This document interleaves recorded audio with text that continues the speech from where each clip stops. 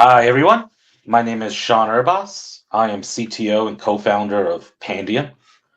My talk is going to be on OAuth 2 and how, while a standard it is a very big and messy thing, and maybe see some cool things coming with OAuth 2.1 to make it simpler. So yeah, the agenda for today, um, the birth of OAuth, how did we get here, look at how we got to OAuth 2. Then we'll do a little side quest where I talk about a little bit about my thoughts on a good standard. And then we'll go into some implementations of OAuth 2 and talk a little bit about 2.1. So again, Shon Urbas, CTO, co-founder of Pandium. I got into OAuth because authentication and everything is. Pandium is a company that helps our B2B customers build and deploy integration ecosystems. And so this is everything from little applets to running hundreds of thousands of orders integrated across us. And one of the most important things that you need to worry about, that we need to worry about at Pandium is specifically connectivity between all the different systems that we're enabling. And so I had to learn a lot about OAuth when we started this company, more than I ever thought possible. But before I go too deep into OAuth 2 or OAuth 1 even, let's just talk a little bit about what was life like before open authorization. So this is a simple graph, a simple diagram showing how one would use Google. You want to give access, let's say it's Flickr, your photos are stored on Google Drive, and you want to give access to these photos. In the past, before OAuth, you would literally just give your username and your email address and your Google password. And then that application that now you're just using to like browse your drive has the same rights to access all your data in your entire Google account. Nobody wants this. The third party definitely doesn't want it. I mean, maybe they want all the data, but like they also don't want the liability. They just want to be able to help you get to your photos. So this is where OAuth 1 came about. So back in 2011, some people got together and were like, how can we make this better? And so here we are, we're looking at a very standard OAuth 1.0 flow. The one thing I would just point out, and what's different from OAuth 2 is there's a lot more that goes into the GET request token than there does in OAuth 2. And a lot of that has to do with the fact that OAuth 1 was born before a time that people were really using TLS and SSL for everything, right? Beyond your bank site, most things didn't. And so OAuth 1 had built-in encryption matching. So that's what this non-signature stuff is. It's actually kind of a pain in the butt to write. Here's an example. NetSuite, it's an ERP system. They still use OAuth 1. They don't call it that. They call it token-based authentication, and but it's extremely vanilla. So they do have, and it's allowed in the spec. They've added scope and roles. So usually you'd see those in OAuth 2, but this is things that they just added on their own. What makes talking to NetSuite kind of hard is the fact that you need to write out a very specific signature. And they give you this very detailed algorithm for figuring it out.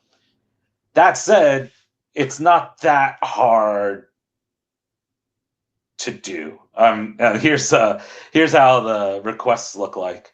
This is that signature that has been calculated. What method did you use? And yeah, the access, the customer key and OAuth token. It can be a pain to write the signature, but the best thing to do is just use their SDK. It'll write it for you, and it makes it really simple. And you're not worrying about writing SOAP endpoints or RESTful endpoints or any of the headers and any of that junk. But so then, if it works so great, why was OAuth 2.1 needed? 2.0 needed? Well, I already hinted at it. The big thing was when OAuth 1 was created, SSL wasn't really a thing yet. It was just starting. Mobile devices, this OAuth 1.0 did not cover mobile device auth and like the ability to sign in onto third apps and all that stuff. And then the last thing was the signature was just such a pain for people to write, apparently. I'm going to get back to that because the signature will come back. But so, all right, OAuth 2, let's do this. We're gonna make it better. We're gonna make it simpler. Here's a basic OAuth 2.0 flow. It's an auth flow. There's many different flows. This is just one of them. This is the simplest. It matches the OAuth 1.0 one I just showed you. The big thing here is there's no signature because all of this by the standard needs to take place over HTTPS.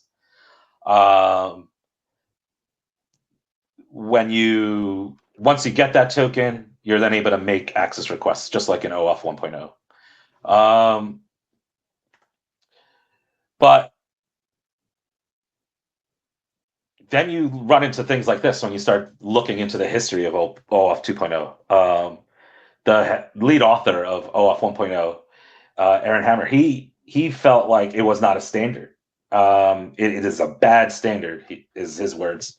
It basically would allow, here's the quote, with very little effort, pretty much anything can be called OAuth 2.0 compliant. He was also the primary author of OAuth 2.0 until the fourth to last revision when he asked to remove his name. And a big part of why he had all this problem was you could just look at the artifacts of. So OAuth 1.0 was not allowed to bake at all. It was released, and then 3 weeks later, they immediately jumped into 2.0. I actually think that was the biggest thing. They didn't have enough time to actually see how OAuth 1.0 was going to work. The RFC 6749 has almost 32 revisions, and it took almost 3 years to finish. So it just, why I'm pointing this out is it got caught up in the development hell, so to speak. There was just a lot of opinions going back and forth. A lot of different companies were trying to get it to match their style and what they felt was important, and this just made it really, really bloated. And now, I guess over 10 years later, there are 20 different RFCs that all combined make up the OAuth 2.0 standard, or its many standards. And so when you're a company like Panem, where you have to build connectivity to different systems, what you end up building is, there's all these OAuth 2 systems out there, but it's different point in times when they built it, and so if they built an OAuth 2 protocol right at the beginning when this first came out, it would look a lot different than what OAuth 2 compliant APIs are doing now. A big part of that is just because there's so many things to cover now. And it's very complicated. And it's also subject to a lot of interpretation, which gets into what makes a good standard. So this is a slight tangent, but bear with me. One of the things that you'll see in every RFC, almost every RFC, is this requirements language. These are keywords that should tell you when something is needed, or give you some information about different properties of the standard and what you need to do.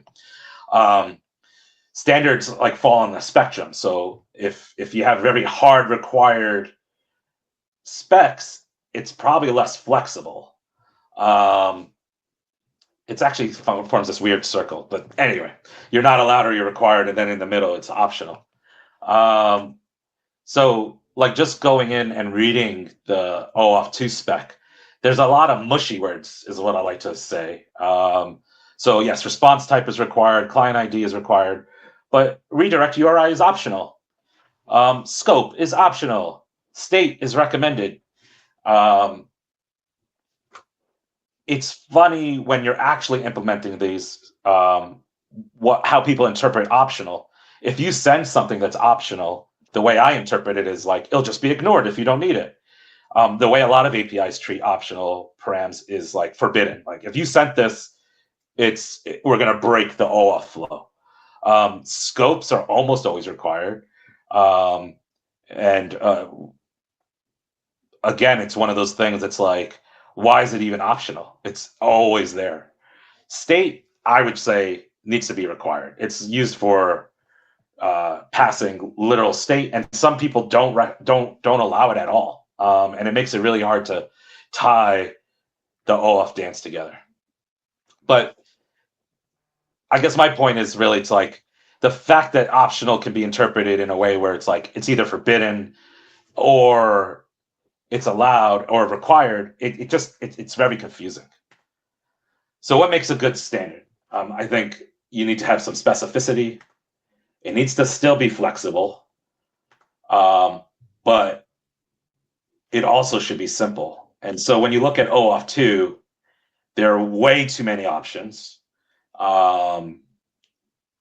In terms of flexibility, it is very, very easy to build footguns. There are deprecated now flows in OAuth 2 that were basically insecure from the start. A big part of Aaron Hammer's issues with the OAuth 2.0 standard.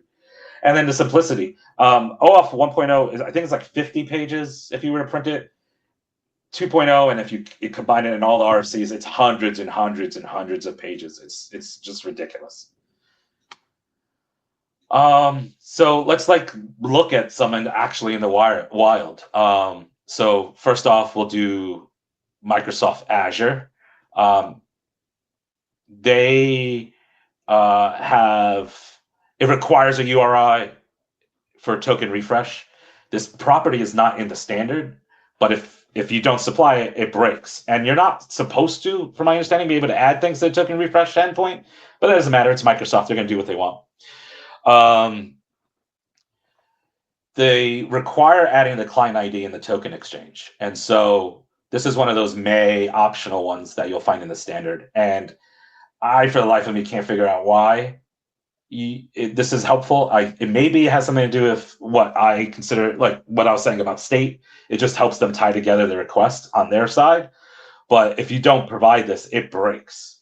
And then they're the only ones who I've seen this with so far, which is RFC 7523. It's this ability to make assertions using JWT and tokens, and it's just something you have to add.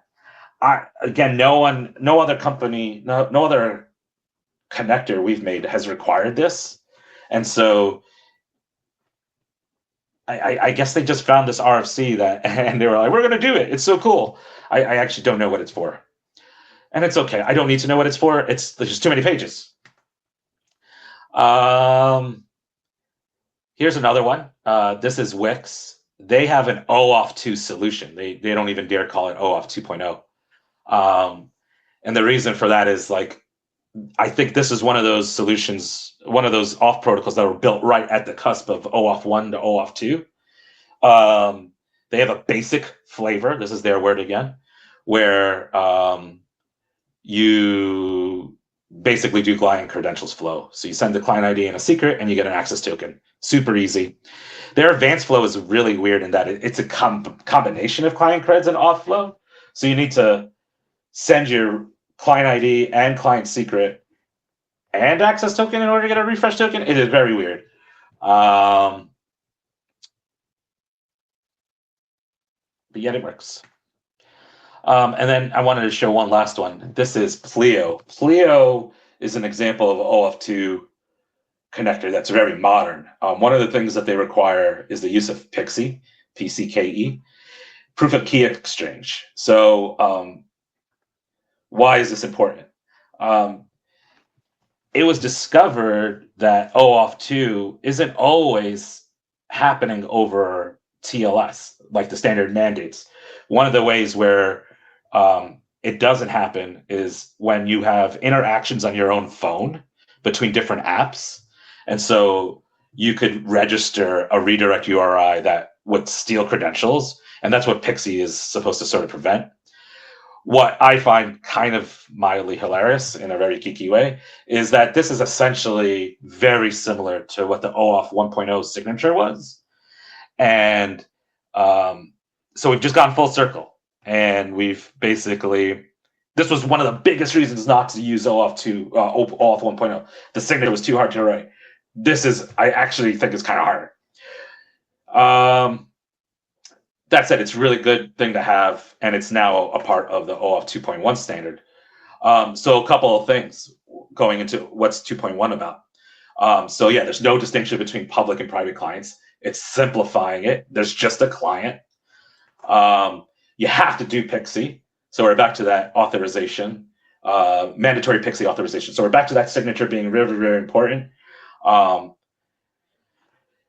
Securing redirects. This one I actually have some issues with. Basically, it used to be a lot more flexibility in the way you could record a redirect URI. You could use wildcards, or you could use multiple ones. Securing redirects makes it really hard to do more than one or two without just generating a new client. The big thing behind OAuth 2.1 is you should only have to read that RFC, and then you'll have a full understanding of what you need to implement. And OAuth 2.1 is back to the similar size. I think it's around 80 pages. And so the idea being, you just read that one RFC, you don't have to read the rest of all the ones that came before it. It removes those two huge foot guns in OAuth 2.0, legacy and user, where it's worse than OAuth 1.0. You're back to the original. And then enforcing limits of refresh tokens. This one I want to get into because this is actually something that happens a lot in my space.